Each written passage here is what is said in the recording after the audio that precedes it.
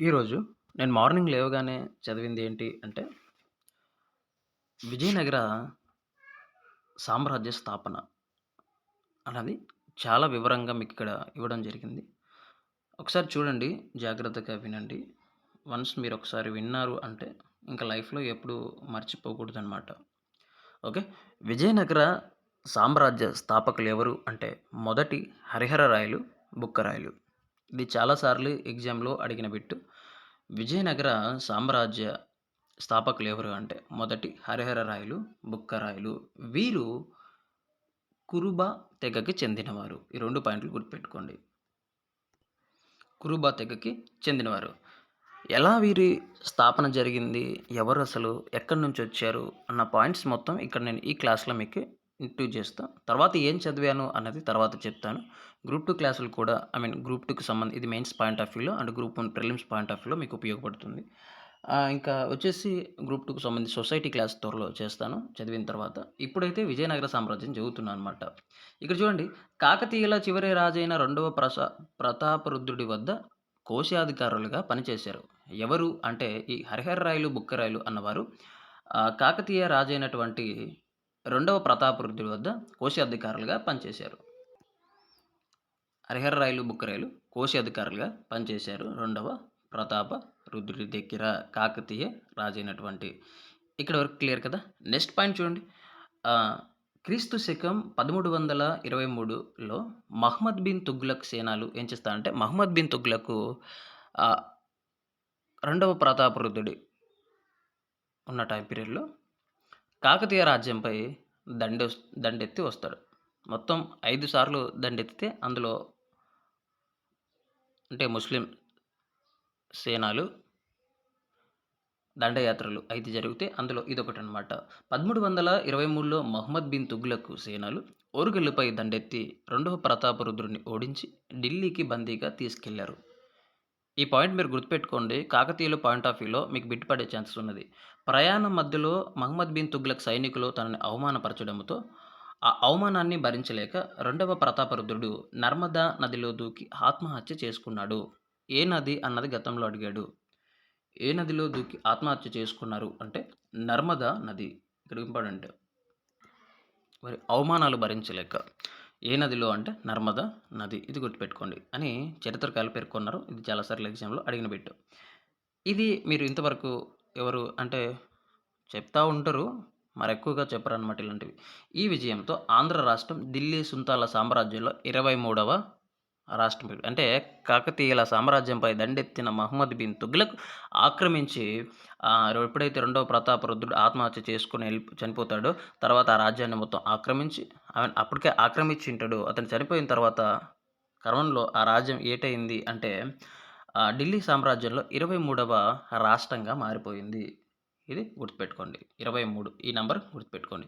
తర్వాత ఈ పరిస్థితులలో మీకిక్కడ పాయింట్ ఆఫ్ వ్యూలో మీరు అలా గుర్తుపెట్టుకోండి. ఏం చెప్పాను?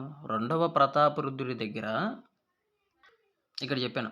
రెండవ ప్రతాపరుద్రుడి దగ్గర హరిహర రాయలు, బుక్కరాయలు అన్నవారు కోశాధికారులుగా పనిచేస్తా ఉన్నారు. రెండవ ప్రతాపరుద్రుడి దగ్గర హరిహర రాయలు, బుక్కరాయలు కోశాధికారిగా పనిచేస్తున్నారు. ఇప్పుడు వాళ్ళ రాజు ఏమయ్యాడు అంటే, ఈ రెండవ ప్రతాపరుద్రుడు ఏమయ్యాడంటే, నర్మదా నదిలో దూకి ఆత్మహత్య చేసుకున్నాడు. నర్మదా నదిలో దూకి ఆత్మహత్య చేసుకున్నాడు కదా! ఇప్పుడు వాళ్ళ పరిస్థితి ఏంటి అంటే, వీరేం చేశారంటే, వెంటనే ఈ పరిస్థితులలో హరిహర రాయలు, బుక్కరాయలు ఏం చేశారంటే, అనేగొంది రాజ్య పాలకులైనటువంటి కంపిల రాయల ఆస్థానంలోకి చేరారు. కంపిల అనేగొంది రాజ్యంలోకి ఎళ్లారు. ఈ అనేగొంది రాజ్యంలోకి వెళ్లి ఇక్కడ ఏం చేశారు వీళ్ళు అంటే, కంపిల రాయలు ఆస్థానానికి చేరి అక్కడ భాండాగార అధికారులుగా లేదా భాండాగార ఉద్యోగులుగా పనిచేస్తూ ఉన్నారు. ఫస్ట్ కోశాధికారులు. ఇప్పుడు ఇక్కడ ఏమంటే భాండాగార అధికారులు. భాండాగార అధికారులుగా పనిచేస్తా ఉన్నారు. ఎవరి దగ్గర? అనేగుంది రాజైనటువంటి కంపిల రాయల దగ్గర. అదే సమయంలో ఇక్కడ చాలా ఇంట్రెస్టింగ్‌గా ఉందండి. నాకైతే భలే అనిపించింది చదువుతా ఉంటే. అరె! ఇంకేట్రా అని చాలా సార్లు చదివాను కానీ, అదెందుకో ఈరోజు మార్నింగ్ లేచి చదువుతా ఉంటే చాలా ఇంట్రెస్టింగ్‌గా అనిపించింది. చాలా ఇంట్రెస్టింగ్‌గా ఉంటే జాగ్రత్తగా వినండి. ఇప్పుడు ఇలా జరుగుతున్నాయి. వాళ్ళేం చేశారు? రెండవ ప్రతాపరుద్రుడి దగ్గర కోశాధికారులుగా పనిచేస్తున్నారు. అయితే అప్పుడు ఏం చేశారు, మహమ్మద్ బిన్ తుగ్లక్ అటాక్ చేయడం. అటాక్ చేస్తే ఏమైంది, అతన్ని తీసుకొని ఎళ్తా ఉన్నప్పుడు మహమ్మద్ బిన్ తుగ్లక్ యొక్క సైనికులు లేదా సేనాధిపతులు సంథింగ్ అక్కడున్న ఆర్మీ ఫోర్స్ అనుకోండి, వారు అతన్ని అవమానపరచడంతో అవమానాన్ని తట్టుకోలేక రెండవ ప్రతాపరుద్రుడు నర్మదా నదిలోకి దూకి ఆత్మహత్య చేసుకుంటాడు. నర్మదా నదిలోకి రెండవ ప్రతాపరుద్రుడు దూకి ఆత్మహత్య చేసుకున్న తర్వాత అక్కడ ఉన్న హరిహరరాయలు, బుక్కరాయలు ఏం చేశారంటే మళ్ళీ అనేగుంది రాజు అయినటువంటి కంపిల రాయల దగ్గరికి రావడం జరుగుతుంది. ఈ కంపిల రాయల దగ్గరకు ఉన్నప్పుడు ఇంకా టెస్ట్ చూడండి ఇక్కడ. ఇక్కడ బహవుద్దీన్ అనే ఈయన ఏం చేస్తాడు అంటే, బహవుద్దీన్ అనే అతను మహమ్మద్ బిన్ తుగ్లక్‌కి, బహవుద్దీన్‌కి తిరుగుబాటు జరిగినంతలో వీళ్ళకొక చిన్న గొడవ ఏర్పడతది. ఈ బహవుద్దీన్‌కి, మహమ్మద్ బిన్ తుగ్లక్‌కి. ఈ బహవుద్దీన్ ఏం చేస్తాడంటే ఇక్కడ ఇచ్చాను చూడండి. అదే సమయంలో మహమ్మద్ బిన్ తుగ్లక్‌కి వ్యతిరేకంగా తిరుగుబాటు చేసిన బహవుద్దీన్ కంపిలరాయల వద్ద ఆశ్రయం పొందాడు. మళ్ళీ ఇతను కూడా అనేగొంది సరే అనేగొంది రాజు పాపం కంపిలరాయలు మంచోడనమాట. అందరికి అలా ఆహ్వానిస్తా ఉంటాడు. అలా వచ్చిన ఆహ్వానమే అతడి మరణానికి కారణమైపోయింది.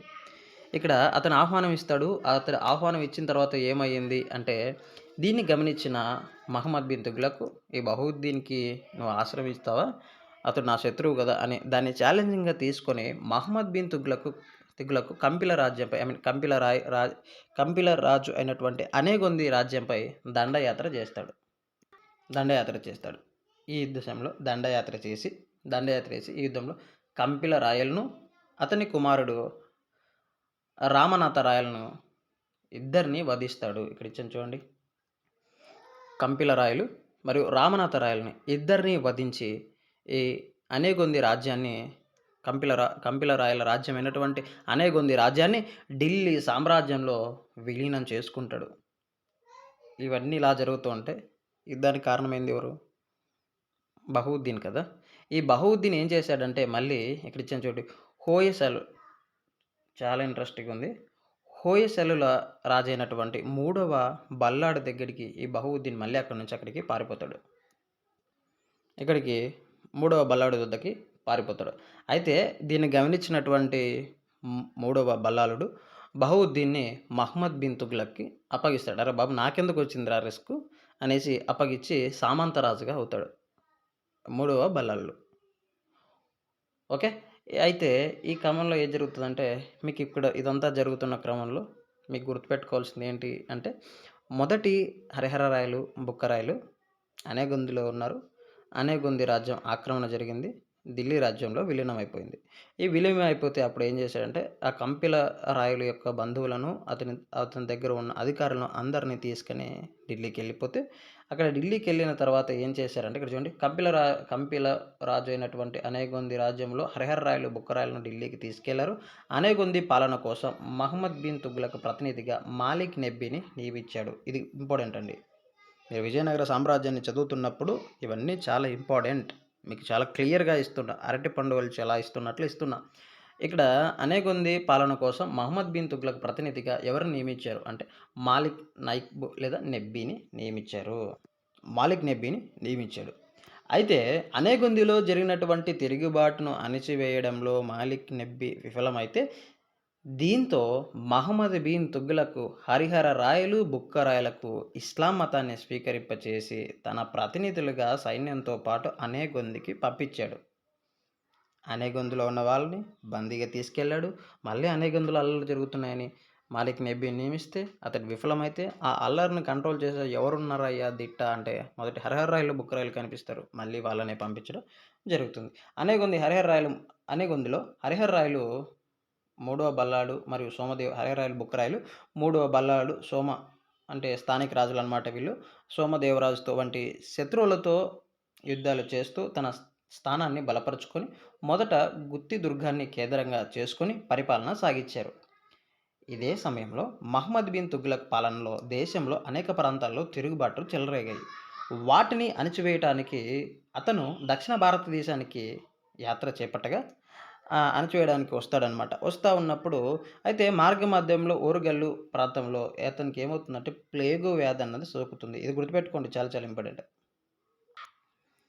ప్లేగు వ్యాధి అన్నది సోకడంతో దౌలతాబాద్‌లో చికిత్స పొంది ఢిల్లీకి వెళ్ళిపోయాడు. ఈ పరిస్థితులు అనుకూలంగా భావించిన మొదటి హరిహర రాయలు, బుక్క రాయలు అనేగొందిలో స్వతంత్రాన్ని ప్రకటించి 1336లో విజయనగర సామ్రాజ్య స్థాపనకు పునాదులు వేశారు. 1336లో విజయనగర సామ్రాజ్య స్థాపనకు పునాదులు వేశారు. ఇలా విజయనగర సామ్రాజ్య స్థాపన పునాదన్నది జరిగింది. ఇంకా మీకు ఎవరికైనా అర్థం కాకుంటే మళ్ళొకసారి వినండి. ఈ పీడిఎఫ్ ఇప్పుడు చెప్పిన క్లాస్ యొక్క ఈ పీడిఎఫ్ మీకు క్లియర్‌గా అర్థవంతంగా ఉందని నేను అనుకుంటున్నా. కావాలన్నవారు నేను ఇక్కడ నా ఛానల్ యొక్క నంబర్ రాస్తాను. వాటికి మీరు మెసేజ్ చేసినట్లయితే మీకు ఉచితంగానే ఈ పీడిఎఫ్ ఇస్తాను. బాగా చదువుకోండి. ఈసారి ఎలాగైనా మన ఈ నోటిఫికేషన్‌లో మనం ఆఫీసర్ అయిపోవాలి. 9505724315 ఇది ఛానల్ యొక్క నంబర్. మీరు దీనికి మెసేజ్ చేసినట్లయితే మీకు ఈ పీడిఎఫ్ పంపిస్తాను. ఎవరైనా మనలా నిరుపేద విద్యార్థులు ఉంటే వారు కాంపిటేటివ్ ఫీల్డ్‌కి కాంపిటేటివ్ ఎగ్జామ్స్‌కి ప్రిపేర్ అవుతూ ఉంటే ఈ ఫీల్డ్‌లో ఉంటే వారికి మన ఛానల్ రిఫర్ చేయండి. ఎందుకంటే వాళ్ళ సక్సెస్‌లో వాళ్ళ యొక్క ఎగ్జామ్ చదువుతున్న ప్రిపరేషన్‌లో మనం ఒక చిన్న పాత్ర వహిద్దాం. వాళ్ళకి హెల్ప్ చేద్దాం. ఓకే. ఆల్ ది బెస్ట్ అండి. మంచిగా చదవండి.